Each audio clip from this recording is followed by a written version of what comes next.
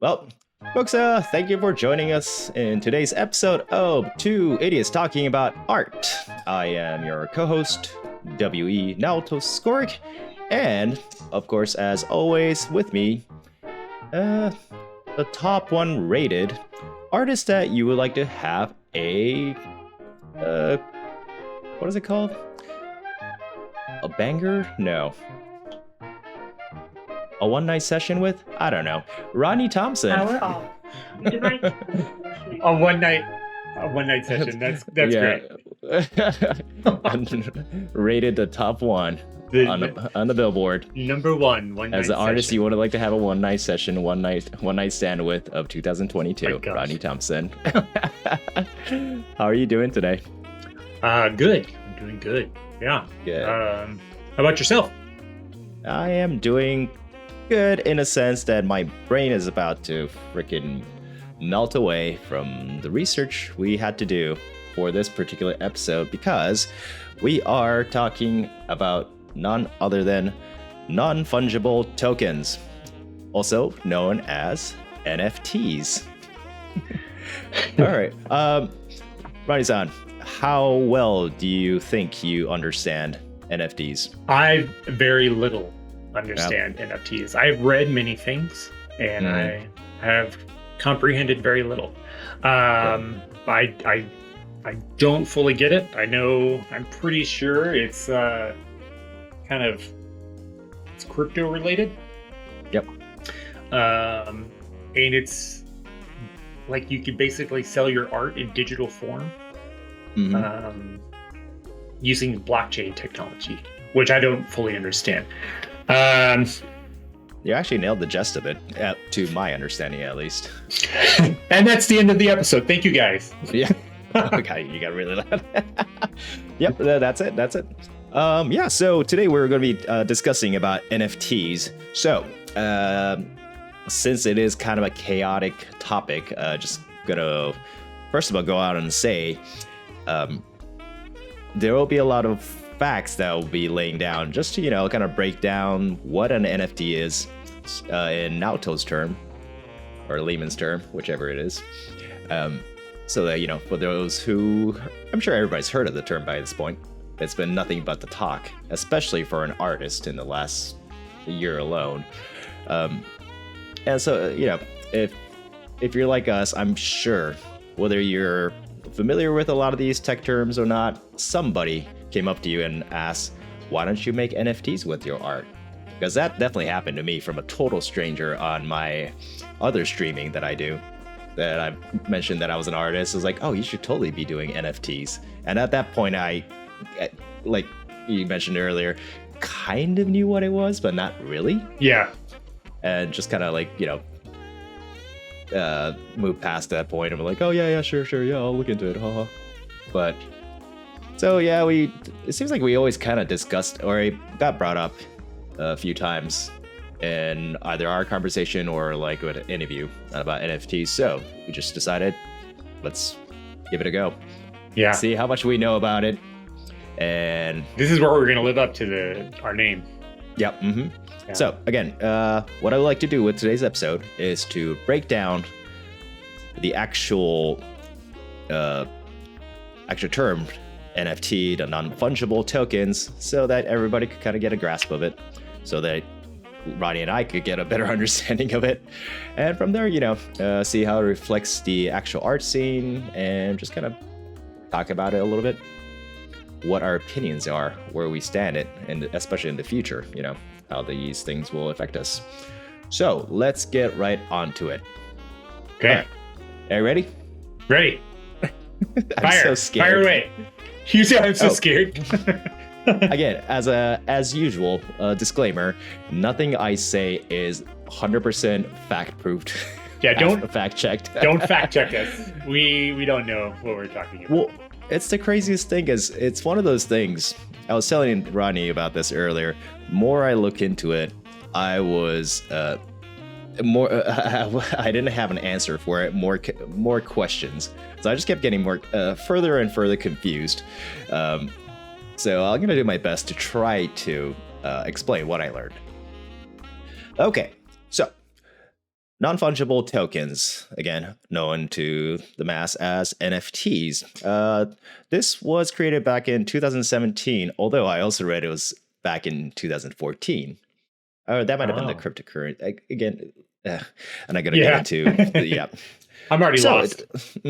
So the initial use for this begun back in 2017 by a company called Larva Labs, creating these individual, unique, kind of like an avatar called CryptoPunks, which they manufactured or designed 10,000 specifically unique characters to pass out, sell, and for people to use on their day-to-day social media, whatever platform they chose to. That was kind of the beginning of it all, yeah? All right, so let me break that down for you. What exactly is NFTs in that whole concept? So Rodney kind of mentioned about blockchain earlier, which is very accurate. It's based off of what the same technology they use for cryptocurrency. Unlike your what is that? Centralized dominations that could be basically traded for one at the same value. These digital cryptos are designed so that each individual items or assets are unique of its own. The value and properties are all of that single assets. So to break it down, the properties of what makes NFTs unique.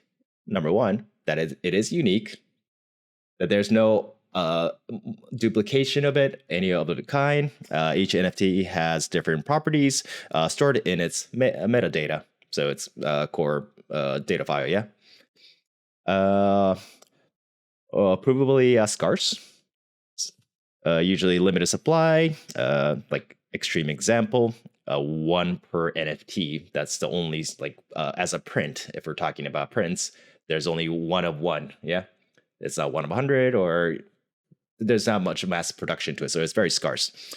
Which can be proved on a blockchain. So, since we mentioned about blockchain, what is blockchain? I'm confusing myself as I read all this. All right. Distributed database that is shared among the nodes of a computer network. Data is stored in blocks instead of usual table alignment, or sets of information instead of one single file structure. And how that works apparently is that anytime something new is created, they're stored in a block format. And once the block with its max capacity is filled up, they create a new block. And the new block that's been created is chained and linked up to the previous block, and so on and so forth. Okay. Have you caught up? Are you with me? You lost me at hello.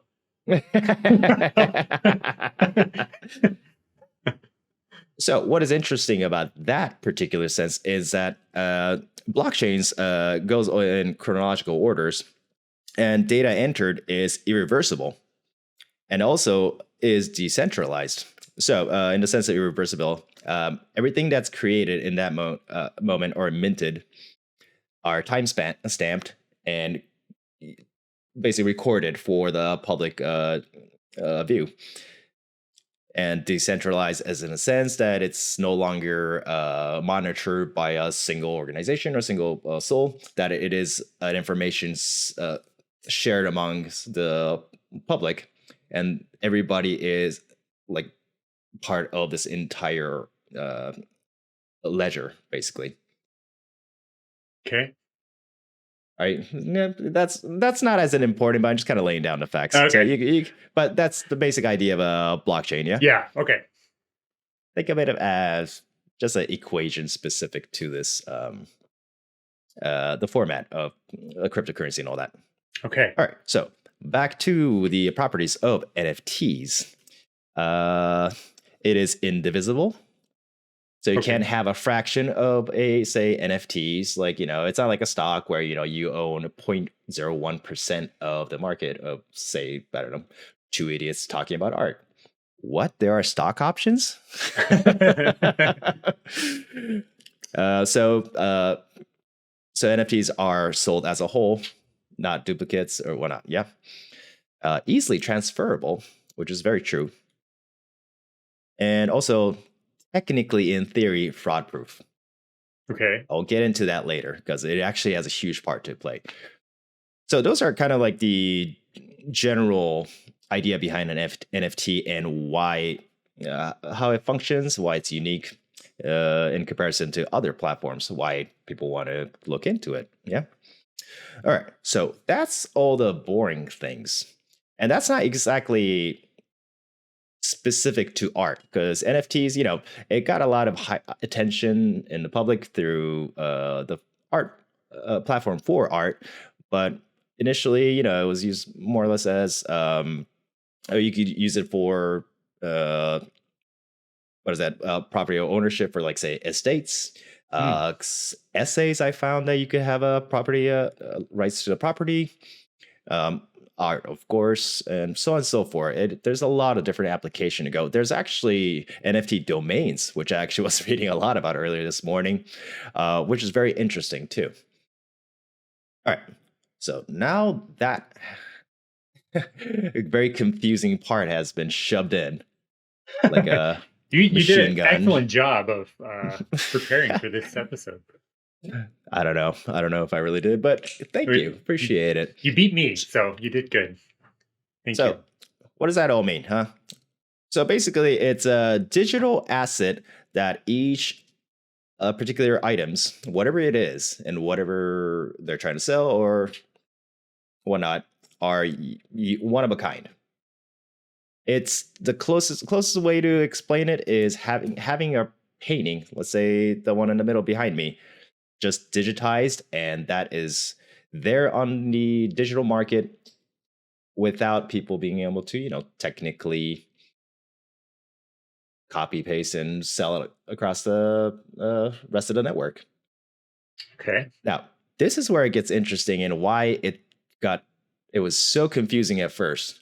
And I think this is the same for you as well, Rodney, that we both learn NFTs through art. Right. So what does a buyer of NFT really get out of this? Because I did just mention that you can't really duplicate it, but technically you could just take a snap photo of you just screenshot it, right? Correct. Yeah. So what you're really buying there through the market is the actual property ownership of an item, which is very limited from what I read. Because you can't, after purchasing a NFT, you can't the ownership doesn't technically switch over to the buyer. The ownership is still held on to the creator. There's a creator's key, sort of. Yeah. That comes with once you mint an NFT. When I say mint, basically, creating it. Mm-hmm. You're in that process. You're creating all the copyrights and all that with it too. Yeah. So even though you get somebody buys an item from them, the rights are still with the creator. Okay. This is where it gets kind of confusing. More or less, there's like a million question that follows with it. So what can a buyer actually do with these things? Well, it's mainly for your own pleasure. Yeah, so they, I guess it would depend on the artist, maybe, if they wanted to have it printed to... You can't sell an item. You don't have the right to duplicate any of the NFTs and sell it for profit. But who's going to stop them? I would assume. So that's another thing. The legality of it is not exactly caught up yet. Yeah. Because apparently, okay, so for instance, I was saying earlier about technically it's fraud proof. Right. Apparently there was this Twitter account that took snapshots of who's the captain of the actor that played the Captain Kirk, was it, in the original Star Trek? Oh, William Shatner. William Shatner, yeah. Yeah. Apparently somebody took a snapshot of William Shatner's Twitter account and then minted that. And because when you mint it and you sign it, you're typing whatever you want to. Right. Right. The originality of it is as unique as the creator wants it to be. So unless you kind of follow the actual steps on your own and guarantee that it's that actual original creator of it, anybody could technically manufacture anything from, somebody could literally, I guess, I don't know, take a screenshot of this video or this podcast video in this case, and, mint it and sell it as the original content. I mean, you could easily be scammed for it. Anyways, apparently that happened, and he was basically selling out all these other people's creations, William Shatner included, and the law couldn't really do anything. Twitter basically banned him, but that's it. Yeah, that's it. Yeah, to my knowledge. Again, I could be wrong, but so that's the thing. Like, it's definitely a new technology that's kind of ahead of this game, and yeah, I was wondering about how, so if somebody hacks your computer and steals it, like, is there anything they could actually do? Yeah. Because, so the good thing about NFTs or the cryptocurrency in a sense is that everything is visible, the transactions and all that. So I guess you could technically follow those steps to figure out if there's any fraud created. But again, if somebody is to just create a random NFT and claiming it as somebody's work, they could totally do that. See, this is where I started getting really confused. Yeah. I it's just a little too loose for me. Like, I just feel like it's so new and it's growing so rapidly in popularity that it just seems like I don't feel comfortable. I wouldn't feel comfortable doing that. Well, this brings back to like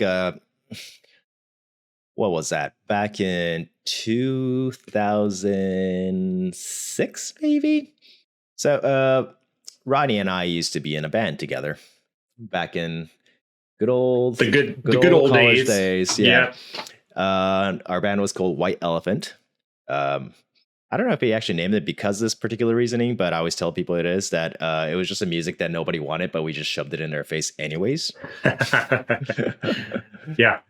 Which was great.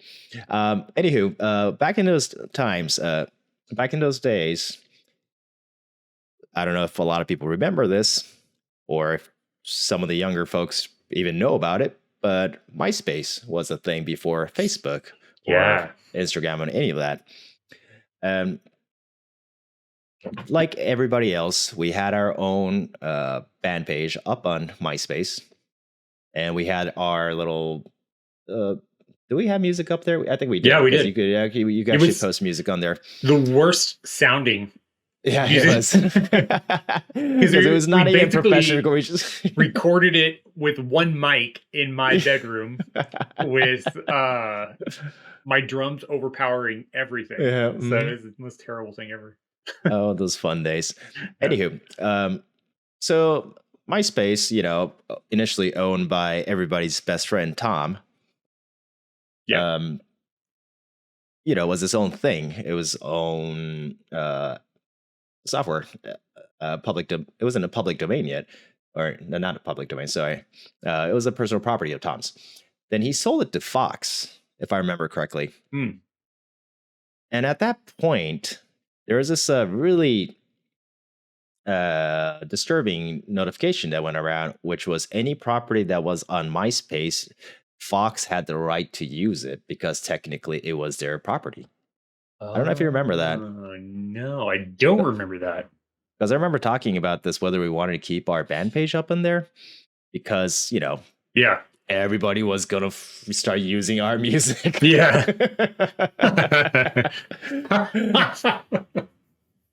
Like, they're just going to start, like, Fox and Friends opening with Scrumptious or something. Yeah, Scrumptulescent or whatever we call it. Scrumptulescent, yeah. Ode to Primus, sir. Yeah. Those are song names of our band. But it made me think of that because so NFT and as main concern from the artists and their perspective was how do you stop people from just using it? I don't know if it really matters at that point because you already sold it, perhaps. But from the owner's standpoint too, like how can one actually prevent that from happening? But then technically, because we're always posting our artwork on any kind of social media platforms, including Instagram, Facebook, Twitter, whatever, I mean, that's all technically kind of up for grab, isn't it? Yeah, that's true. It's totally up for grabs. I don't really know what the intellectual property or what we could do as an artist. Say, I know there are cases of like artists suing somebody for using. Yeah. Was it? I don't know if you've seen this. It was a digital painting of I think it was like a two lion. One's like dark and one's white, and it was supposed to. I forgot what it's called. One of this. Was it a sportswear website or something? Oh, they used it? They used it without his knowledge. And I think I think he sued him. But that's the thing. I don't remember whether he won or not. Yeah. Again, that kind of begs the question because we're all putting our stuff out there with the notion that we are protected. Yeah. But are we really, though? I know it's a good question. I don't even know all of the details with Meta's policies with images, or even Twitter or any of the other. And then it just gets off on other things. Like some of my stuff's ended up on Reddit, and I never put it on Reddit. So it's interesting. I think it's really up for grabs. I think. Right. I think anybody. I mean, even an NFT, you just screenshot it. It's not like it's gonna. No. If somebody wants it, they want it. But as long as so that's where it becomes interesting for me. So the reason I brought that whole example about putting your piece on a social media and it being used by some third party, the legality of it and all that stuff. I do think that you are technically covered as long as you could prove it that it is your intellectual property. And then also, this is where it gets confusing because the person that buys it doesn't necessarily have that right. Yeah. So what can you really do as a buyer of NFTs? So one, you could I don't know, get one of those digital frames that displays pictures. Oh Put yeah, it on there and observe it in your wall. I believe you could use. It depends on the actual contract in itself. Just a correction: there are actual NFTs out there that the buyers or the sellers, the creators, grant buyers to make profit of it to a limit depending on the contract. Oh wow! I think what was it called? The Crypto Kittens, I think it's called. It's basically the illustration of kittens, little kitties that are individually unique. And I think buyers are granted, I think it says something about $100,000 or something annually. You could technically merge that off. Wow. So it depends on the contract. Yeah. But I think most people don't give that option. Let's see. So we said drawing, blah. I think you're allowed to. This is where again it gets confusing. I've read two things. One, you can't publicly showcase and say like you can't use it as your wallpaper in a website. But then again, I also read people say that you could actually post it on social media. So I'm like, okay, I'm lost here again. Right. If you haven't figured out figured this out by now, audience. This is a plea for help. I'm asking you guys what NFT is. So if you guys if you have any idea, a better understanding of this, I would love to hear please. all of the positives about it from people like that like it, because I'm so on the fence about the whole concept. And I mean, as far as other media go, like it's hard for me to have a full opinion because I'm so new to that understanding that technology. Well, that's why it's interesting because again, like the spotlight was all over art being used for NFTs. Yeah. NFTs used for art, and the other applications to different platforms is pretty brilliant. It's definitely going to be around for years to come. Like it's not going to go away. First, like when I started reading into it or when I heard about it, I thought it was just kind of going to be a fad, you know? Yeah. Like it'll just pop up like it did and then just disappear. And people definitely focus more on the ludicrous side of NFTs. Like the biggest stir in the art community with NFT was actually by an artist called Beeple. His real name is Mike Winkelmann. Okay. So there was an NFT art piece, which is actually kind of cool. I highly recommend checking it out, called The First 5,000 Days. It appears to be a collection, basically a whole piece, segments. It's 5,000 separate pieces just shrunk into one, like in order. Yeah. I'm assuming it's 5,000 days in a row of painting drawings that he's done, which is really incredible to look at. Sold for $69 million. What? I don't know if the 69 was a coincidence or if it was if it was kind of his way of saying "F you" to the to the community of this whole cryptocurrency, but I don't know. Anyways, that was the biggest, one of the highest selling NFT art pieces in the market, and that kind of stirred a lot of things. Or just like art in general, that's extremely high.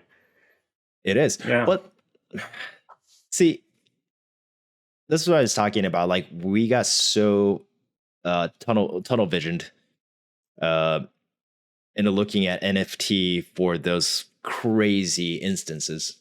Because if you look at like art as a whole,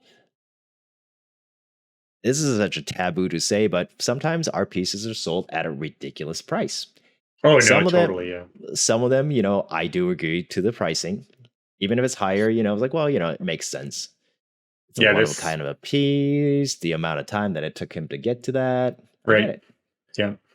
But I still also remember back in, I think it was 1997, me and my art class had a field trip to a local gallery or art museum.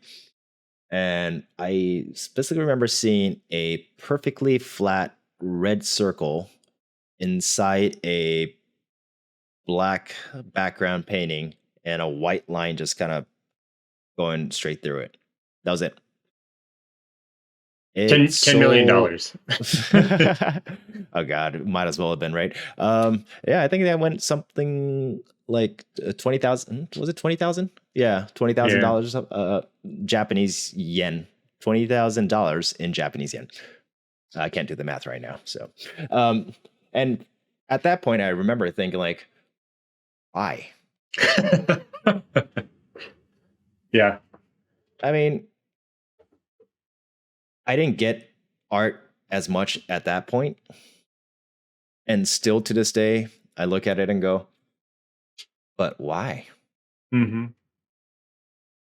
Was it pleasing to see a look at? Kind of. Sure. I could imagine that, like, especially now, like, yeah, sure. It would look amazing if that was hung on my wall, in the living room. Yeah. Well, but then again, I think at that point you get to where you're buying a name and not so much just the art, where it's I mean, you're buying the art and you're collecting, I would think at that point, but you're purchasing the artist's Yeah, name. So, but that doesn't make it any more well, that's reasonable. Yeah, but that's kind of the best way to describe this whole NFT art situation that's happening. Nothing has changed. It's the value is added by the market, the people that has a demand for it, and it doesn't always make any sense. Like that crypto kitten I was talking about earlier. Yeah, I think one of them sold for, maybe I got the number earlier wrong. I think it was like something like 100,000. That's stupid. It's just nuts to me. I can't believe that. I think it's just outrageous. It's just really confusing to wrap our heads around it, because the examples that we constantly get are just so outrageously ridiculous. Yeah. Like, I just want to know, like, who bought that, and ask them why. Why did you spend that much money on that? I mean, here are the reasons. The one being that, like I mentioned earlier, like, I don't know, the values are just something tacked on by the people, Right. There isn't really any sort of legitimate reason behind it, I don't think. And the second one is, I totally understand. And this is really helpful, is your audience, your fans supporting you as an artist, which, always the same, but yeah. That's another reason why they would actually put a crazy amount of money, So the question here is, where does that leave us as an artist? I'm going to leave all the other aspects of NFTs, in personal opinion, the more usable side of NFTs. We're going to leave that aside for now. Yeah. I may make a video down the road. I don't know. Maybe. I would love to watch that. I would love to shoot that, I think. It's going to be so bad. So where does that leave us as an artist, huh? I say it just seems like it's in that stage of like, well, how do we keep up with the times as artists, where we're not just doing old techniques that are 500 years old. Yep. But incorporating all of the new technology and ways of doing things as well. But yeah. I mean, it hasn't really changed for us, besides just opening the playground a little wider. Yeah. I think I'm trying to be optimistic about all this. I hear that. It's very kind of you. Well, it was when we were talking to Corey. Yeah. It kind of got, he brought up the question about, the digital work and the future of it. Right. Started thinking about it, like, maybe because we're our base as an artist is more traditional, and we're more traditionalist as a core. It is something hard to swallow, but it's not necessarily like hurting us, is it? No. Yeah. I mean, we're already, all of our stuff is so public now. So yeah. I mean, at least it's not hurting yet. Maybe down the road, who knows? A frame, canvas may cost like triple, if not 10 times more than right now, just because nobody's using it, so nobody's making it. Kind of like traditional film camera. Yeah. Maybe it might go that. Maybe then it might start hurting us. But as for now, the problem is that we look at it as a threat because it's something new, and because it's so chaotic and confusing for those who are not tech savvy, that are me too. That we immediately turn on this switch, going like, oh, they're trying to destroy the routine of things, and thus it must be evil. Destroy them. That's kind of the way I feel like I'm dealing with it. I'm like, get off my lawn with your NFTs. I mean, I think what should be done at this point is a better for artists out there. I think there needs to be a group of people, as a matter of fact, or people that's actually involved in all these NFTs and cryptocurrency and whatnot to kind of explain what the hell's happening for those who don't quite understand it. Now, I already hear voices saying like, well, that's your own problem, you know? Right. You should be you just read up a blog or two and you're caught up. It's like, okay, true. But guess what? Some people can't read. I didn't even know that now. I know. That's why I'm amazed that you found out all this information without being able to read. I had to watch videos. No. No, because we're just introduced with so many new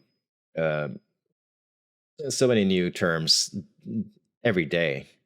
Yeah. Like, I mean, just trying to do a research on NFT alone, I had to go back like years of like new stuff, and every time I find I was like, doing research on NFT, I had to do a research on cryptocurrency. Then I had to do research on blockchain, and then from there, like, have to keep going, going back and back.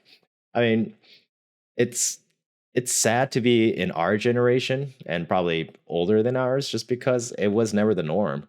And while newer generation, that's kind of implemented into their day to day. I don't know, like, I want to keep up with it. I feel like we kind of have to keep up with it. I know. I feel like I need to try to understand it more and keep up with the new stuff. Because, even though I did say it's not necessarily hurting us as more traditional artists, doesn't mean that we shouldn't be involved in all that. Yeah. That's metaphorical playground. We should be all over that place, It's not hurting us, but it's definitely hard to just be on one end of that playground and try to, power through this life. Yeah. Yeah. So, I don't know. I would like somebody really smart and also feels compassionate and also feels empathy for us. Yeah, too, like very gentle with us and our old painterness. Yeah, there was actually this video that I was watching describing NFT as a whole called Finematics. In the comments section, somebody was like, great, after watching this, I literally understand nothing. Please make a video that explains to a 6-year-old. And and everybody in the comments like, yep, I 100% agree. Yeah. There's been I've read several things, and I haven't watched a video, but I've tried to read and absorb more of the information, and it just like, it's so over my head. And I'm even less technologically inclined than you. Like, I'm barely scraping by at this point. I've got email, I've got a website. Yeah, that's about as far as I can go. Social media. Ooh. What? Actually, as an artist, this was one of the part that I am very interested in, want to keep reading. I mentioned earlier about NFT domains. Yes. So technically, as which is kind of weird, because until I read that, I didn't really think about it in that term, just because I'm stupid. So you have a website, yeah? Rodney Thompson Art. Yes, thank you. Yep. I also do, but there are no websites. There's a link, but it takes you nowhere because I haven't made the page yet, but eventually will. WE Scoric Arts. We don't own those. I thought you do once you purchase the domain. Nope. You're renting them. I was reading this and I was like, oh yeah, that makes perfect sense. I mean, because aren't you paying annual fees? Yeah. You don't technically own that property. You're just renting it. Anybody could snag it after those contract ends. Which is because the reason I bring this up, um, we mentioned this before, like you shouldn't put all your eggs in one basket. Right. Especially as an artist, Instagram and any kind of social media platform is such a great tool, but you shouldn't ever Solely rely on it. Yeah. solely rely on it, mainly because you don't have the proper intellectual rights to that, and they could anytime just pull your account away. Yeah. There's actually an artist that did art history, like artist. I forgot his name. Was it Al Japper? AJ Alper. Yeah, because he does the art history stuff. Yeah. And he got banned once because he was trying to. Who was he featuring? It basically, I think I remember this. Yeah. Yeah, the Instagram algorithm basically took that as pro-Nazi propaganda from his page because it has something to do with that timeline. Right. Or artists from that era or affiliated with it. I can't remember which. But he got banned. He was just basically trying to educate people, like showcase, certain artists. And yeah, he had I think he got his account back, but again, like any second they could just pull it straight under wipe you off the map. Mm-hmm. Yeah. And so we always say, we're talking about, well, again, don't put all your eggs in one basket. You should actually have your own website, and the reason behind that is it's still yours, It's your artwork and you're in control of it. But after reading this, I'm like, actually, technically, you kind of don't. That's making sense. You're still relying on somebody else's database to put your stuff in. And it is a much lesser chance, but they could technically ban, like, if you infringe on their rights, they could ban you from their domain as well. Domain NFT is different because you're actually purchasing that specific unique address, and this takes away. I should mention it was a quick read, so I could be quite wrong, but that suggests that I'm getting is that you're actually purchasing that actual ownership of that name. So that's where it would make way more sense to me versus using it for art. It is a little iffy just yet because, again, it is not governed by other platform or other company. So you are technically treading on, what I could say, treading on heavy water. Heavy water. You're treading on spaghetti noodles. You're treading on river filled with spaghetti noodles. Yeah, I like that. You're prone to hackers, just like anything else is.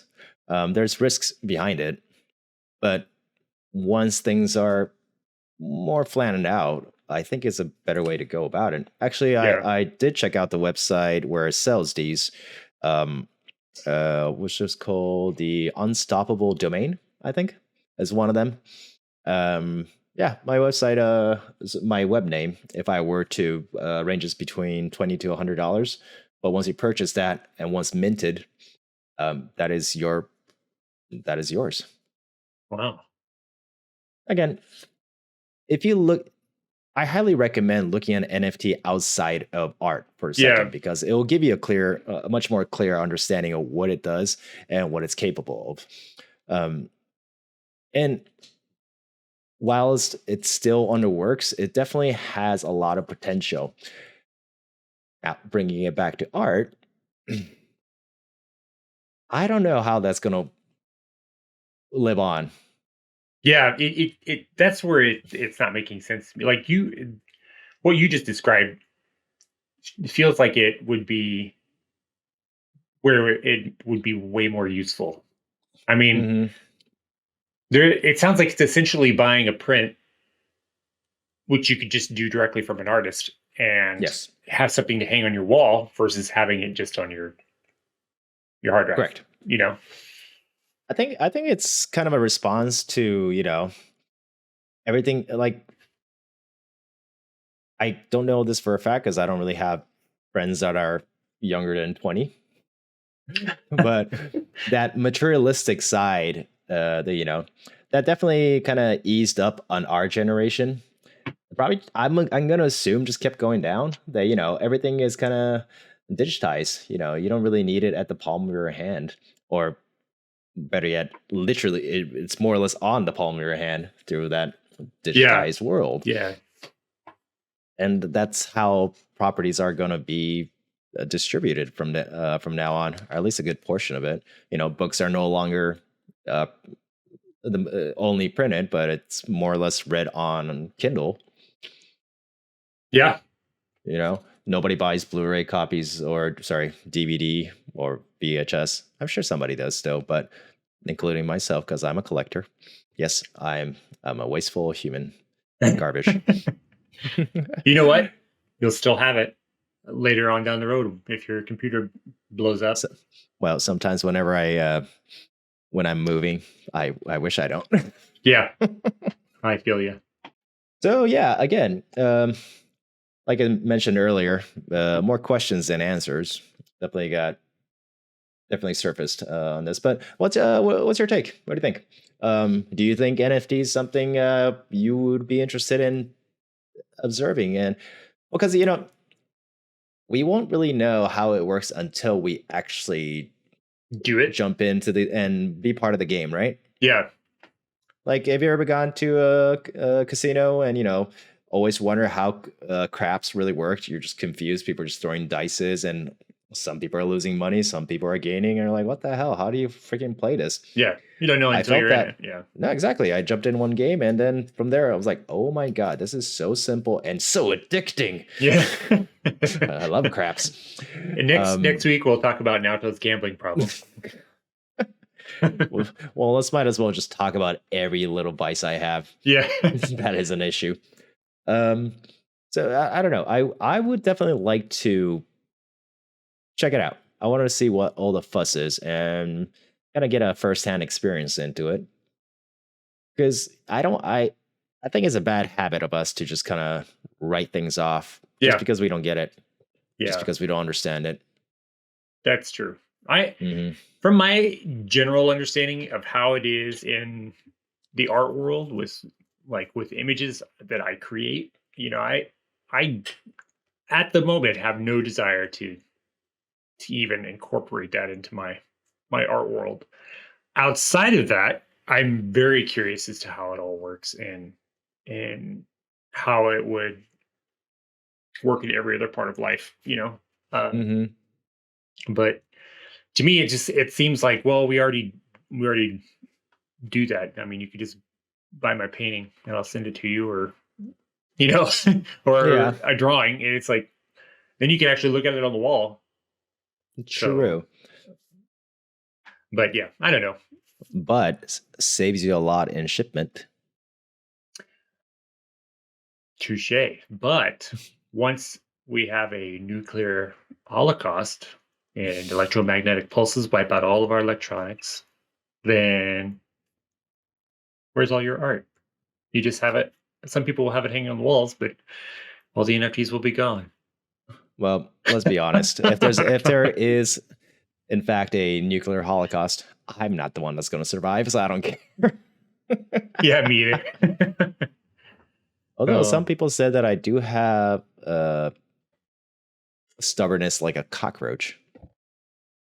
Or I don't know if it was stubbornness. People thought that I would survive like a cockroach because I am like a cockroach. I don't know where they got that from, but thank you, I guess. I think I was voted number one as the artist who will survive a nuclear holocaust because he resembles a cockroach. Was this out of 2022?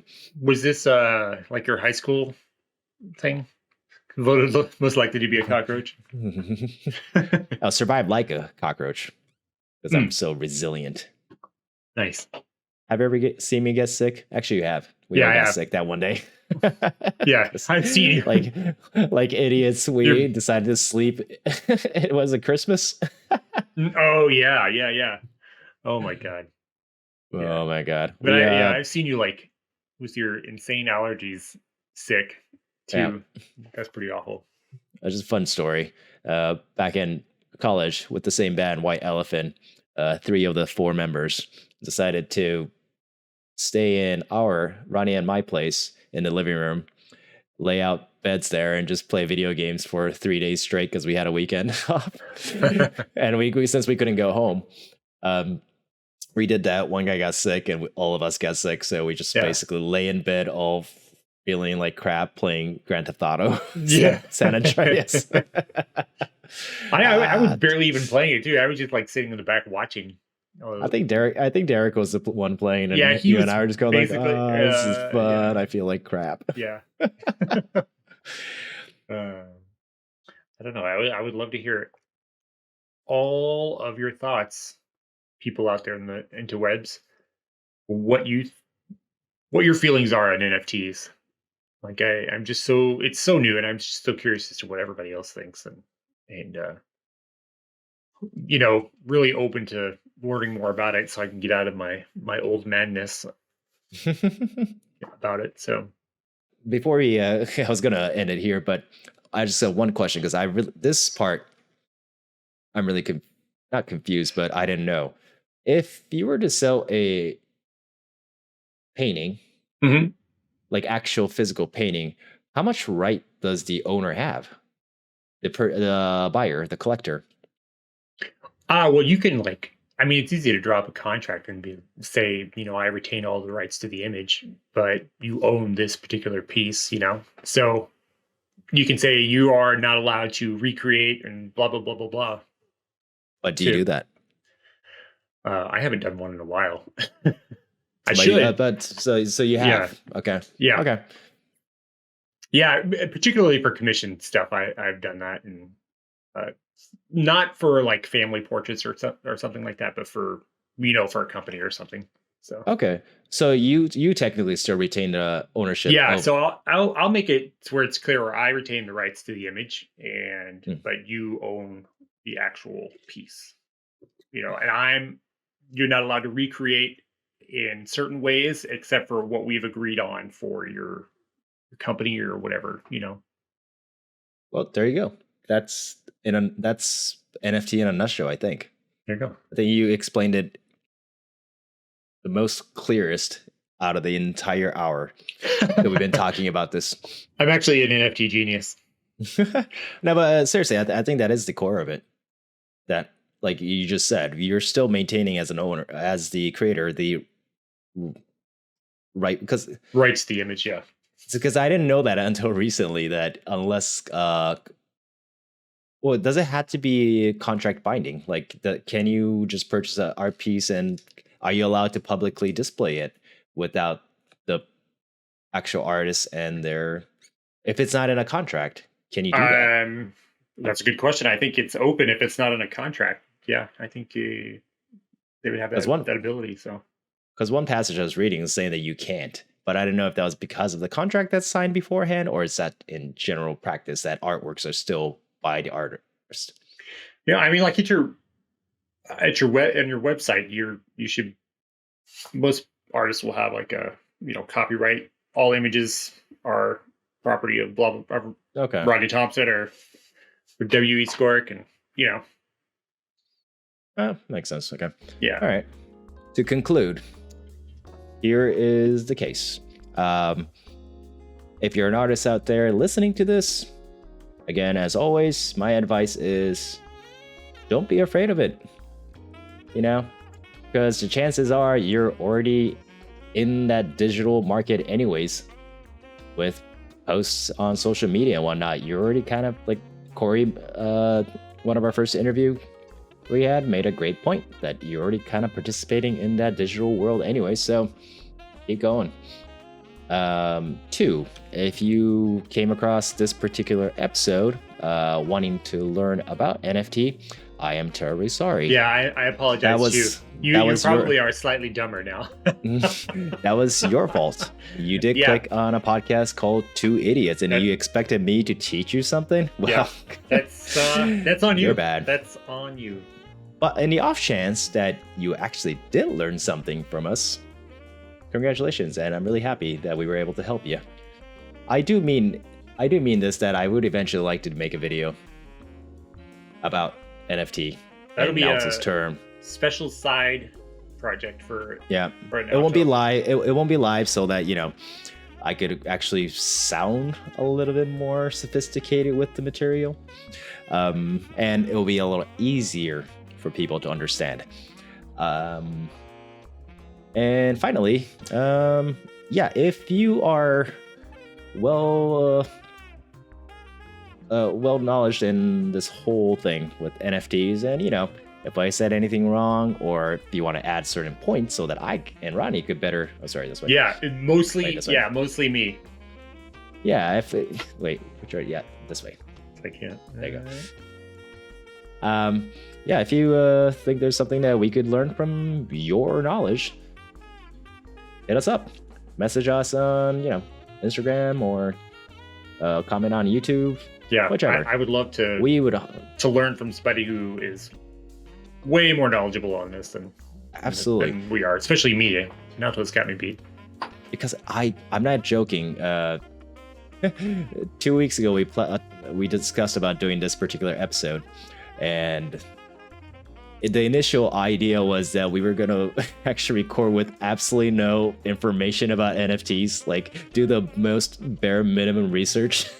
Just try to talk our way through NFT to see what we understand.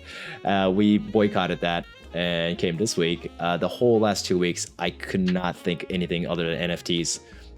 I'll be like doing other things, and I'll be pondering away about NFTs, try to understand it in my head. Yeah, I'll be talking to my buddy Nick while playing some video games, and be like, "Hey man, NFTs," and I'll actually ask him about NFTs, and they're just as confused. So I'm just glad that this is all kind of behind me, and now I get to dig into a brand new rabbit hole. Yeah, I can kind of go back to my life for a brief second until it catches up to me, and I'm gonna start digging even further because I just want to understand this. I think I just opened the gates to it. Yeah, and now it's got to go deeper and deeper. This was helpful for me, so I appreciate all of your research that you did. Awesome, thank you. Yeah, I'm glad. Well, I don't have anything else to add, and I'm gonna confidently say, Rodney-san, you probably don't either. Your confidence is accurate. Yes, yeah, it's good.